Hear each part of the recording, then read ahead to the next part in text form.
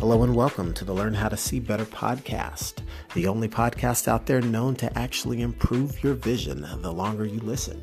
This is your host, Drew Davis, and I'm glad you've joined me here today. I can't wait to share some great information with you about how to improve your health, wealth, and relationships. So let's get right down to it, shall we? Hey everyone, it is Drew Davis, and I want to welcome you back to the Learn How to See Better podcast. And today's episode is going to be talking about two things: fear and paralysis. That was actually going to be the title of the episode, but I decided to change it for a little more effect.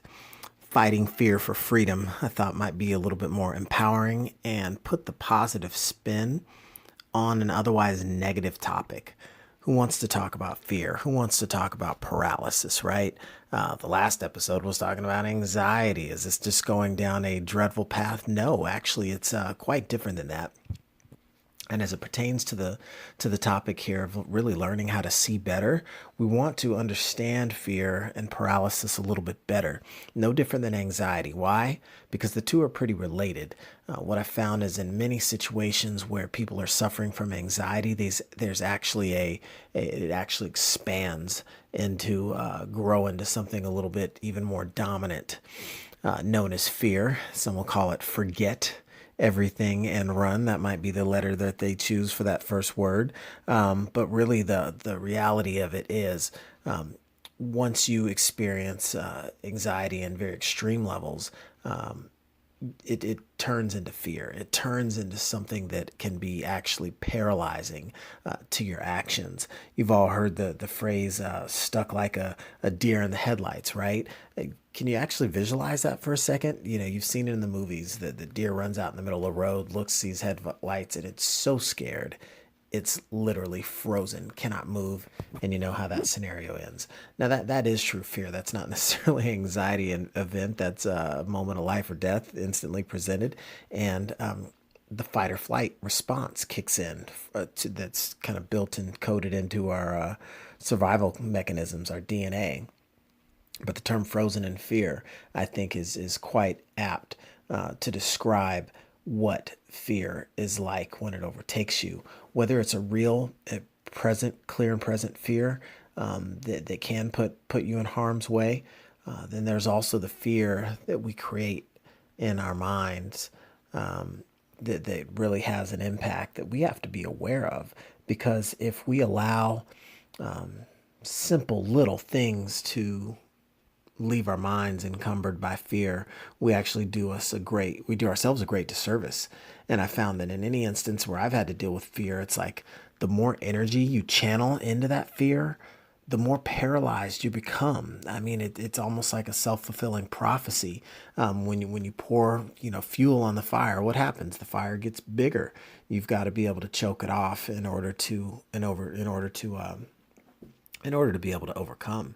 And it's key to recognize that not all fear is created equal. I mean, when you really step back and think about it, some of the things that you and I may be afraid of, literally afraid of, others may look at that scenario and say, what's the big idea, right? What would you possibly even think to be so worried about? I think probably a fear that most everyone is got etched into their DNA is the fear of leaving this earth, right? The fear of death, the fear of the life beyond and what happens then, right?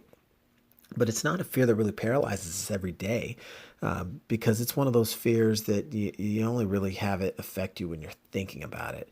It's so distant, so far off, so in the future. I mean, we all function on a day-to-day basis like we've got another 80, 90, 100 years to live, which is probably a good thing. Otherwise, if we were so locked down by the thought of death, we would probably not even get out of bed in the morning. But look at other fears. Look at other fears such as a fear of public speaking. That's typically listed right up there with those public fears. With those personal fears that people are paralyzed by. But I found in my experience, public speaking is actually pretty easy. I mean, typically the only time you're going to get up there and talk in front of a group or a crowd of people is when you're the right one to be speaking. You've got the value add to speak to a group. So generally they don't they don't call on the dullest pencil in the box to go, teach the class. So it's not really something people typically have to worry about. And I think the idea of how intimidating and fearful that could be is more so conjured in the mind, based on people's views of their own status and how they might be perceived, right? You don't want to be perceived as unintelligent, so you don't want to go up there and say anything that sounds foolish. But again, it goes back to if you're prepared for the speech that you're giving, and if you're qualified to share the information, what would the fear be really driven from, right? The 6 P's: proper planning prevents, pretty poor performance. But even if it's not a very final situation like death, or it's not a very unique scenario like public speaking. If you've got a job that's, very independent, you might not have to worry about that fear ever, because it doesn't really come up in your day to day. But let's talk about the fear that could be associated with commitment, the fear of marriage, the fear of love, the fear of divorce. I can say that I've had experiences in the past where, the fear of being hurt in one relationship can be, it's one of those things you can easily pull from pains of a past relationship and carry those into your current relationship if you're not careful. Oh, I don't want to be hurt again. So if you live with that fear in a current relationship, and there might be, lingering fear from past relationship, you are actually in effect poisoning or corrupting the ability for your current relationship to live and thrive at its best potential. So I mean, it's really kind of common sense, but people don't look at it that way. They say, "Oh, well, it's a protection mechanism. I'm doing this to make sure I'm okay, and I got to take care of me first." Yeah, but that's really driven by fear, and that fear, in this instance, the fear of being hurt, or being someone doing you wrong, is going to paralyze your ability to love fully in your current or future relationship. So, some people carry that baggage, and some people allow things to, it's kind of live and let die, right? And to give a relationship the proper opportunity, the proper chance to get to thrive in its full capacity, you got to let go, and let go of the fear of being hurt again.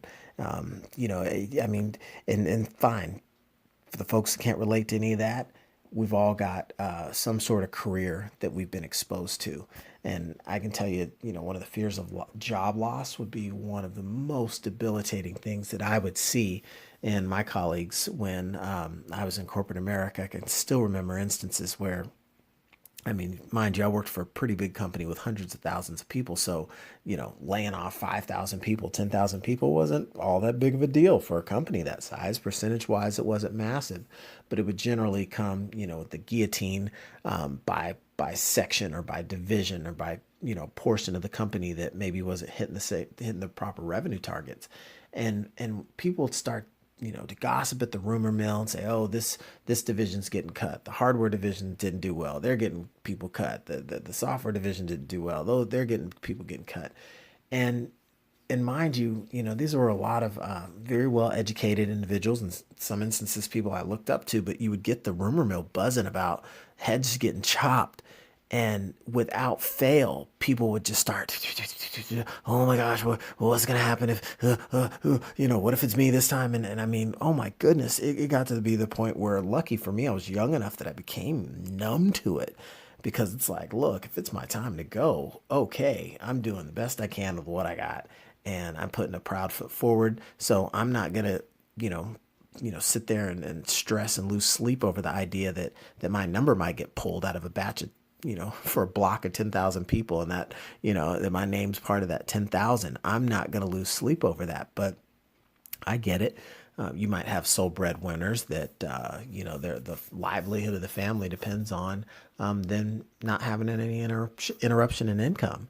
But even then, those fears can be mitigated through proper preparation, whether it's put together a little emergency plan, get your spending in check, live within your means, then learn to expand your means. I mean, so many, you could come up with a side hustle. You could start saving money. You could pawn things off. You could, develop a better investment strategy. Like, all of these things, again, could help to mitigate the fears that come with a lot of the life scenarios. And that's where, I sit there and think, what are some of the different ways that we could learn how to see better? And it is identifying, what's the source of the fear? What is the outcome? What's that worst case scenario that's going to happen? Okay, if you miss the train across town, and then you blow the interview, okay, is that going to make you not get the job?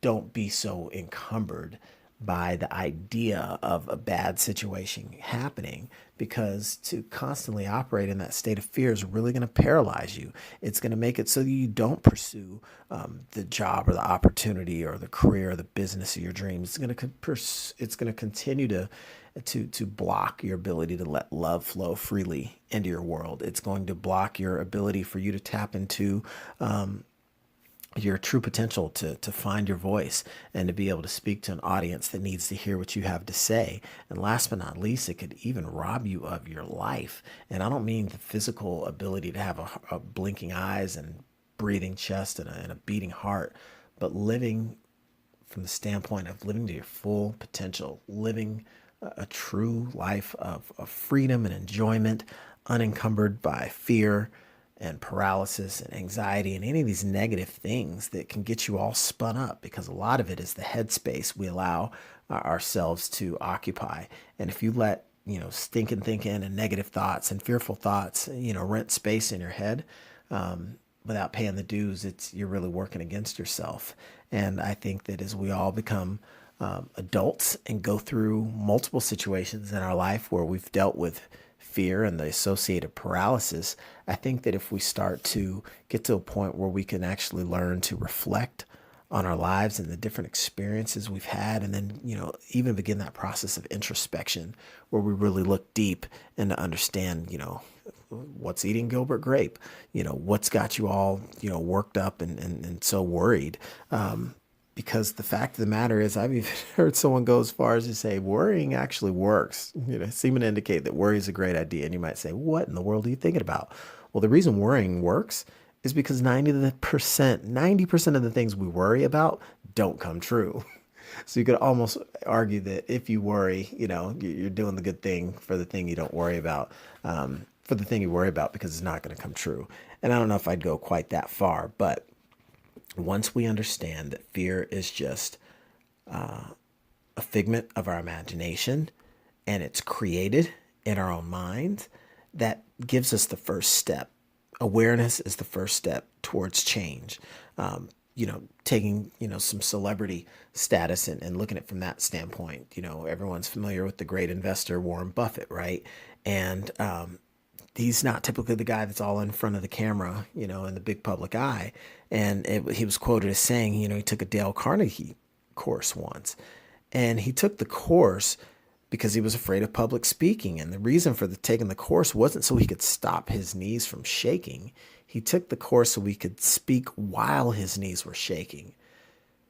And that is so significant because once an individual has the understanding that even if you're not completely able to stop fear dead in its tracks, you can at least be able to operate within the confines of that fear-based mental state. You can function with the fear.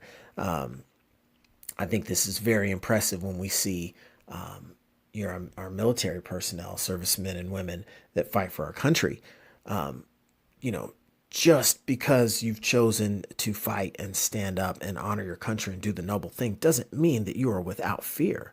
We salute these individuals because of their courage, their bravery. They're able to operate with fear. They're trained to operate while in a fearful scenario, hand-to-hand combat, land to air, air to sea, all these different scenarios from the different branches of military where there's, life on the line, and where mistakes cost lives, and where your actions directly translate into outcomes that can be life or death. But these individuals are functioning with fear, but they're actually courageous and brave because of their ability to function with fear. And that's why we look up to our service personnel with such high respect and honor. And for even those in the civilian space, I mean, you see, a young couple that's falling in love, on the other end of the spectrum. That's another great example of, more often than not, people operating in the face of fear, right? You're feeling something strong emotionally for someone else for the first time. It's so new, it feels foreign, you're not sure if this is the one, you're excited, but you just have this uncertainty about the future. There's a little bit of fear there, but there's actually that positive energy channeled into that experience. So you don't get some of the negative feeling, you get the positive feelings, right? But still, there's that whole what if that can sneak into people's mind. But if you're able to continue and move through that fear and forge ahead, because an experience is waiting for you. And 9 times out of 10, that experience is going to be positive. That outcome is going to be positive, especially if your outlook is positive. The two really do go hand in hand. And so I thought it would be useful for me to shed light on the topic of fear and how it can paralyze, because so many of us can get up out of that mental wheelchair and break those chains and shackles of paralysis that come from fear in all of the different areas of our life: health, wealth, relationships, business, spirituality, you name it. We can overcome these things and put ourselves in position to live our best lives ever. Because once you're able to see better, and awareness is the first step towards change. So once you can start to see things in a way that start to highlight what the actual fear is, you then become empowered and you start to ask yourselves, how can I get past this temporary challenge I'm facing? And those are questions that turn the brain on and get you into problem solving mode, that gets you into a solution oriented frame of mind. And that's what helps you to break down these barriers and position yourself to continue to move forward and have that optimal experience that we're all looking forward to. So with that, I thought it would be good to let that marinate on your mind a little bit. See how you can become a more strong, brave, courageous individual. Fight your fears, conquer your fears, and move forward. Because guess what? You are also fighting fear for freedom. And we all deserve to live a life that's very free and live it of our dreams. So with that, tune in next time and we'll have some more exciting information to share. Thanks. The podcast you just heard was made using Anchor. Ever thought about making your own podcast? Anchor makes it really easy for anyone to get started. It's a one-stop shop for recording, hosting, and distributing podcasts. Best of all, it's 100% free. Sign up now at anchor.fm/new. That's anchor.fm/new to get started.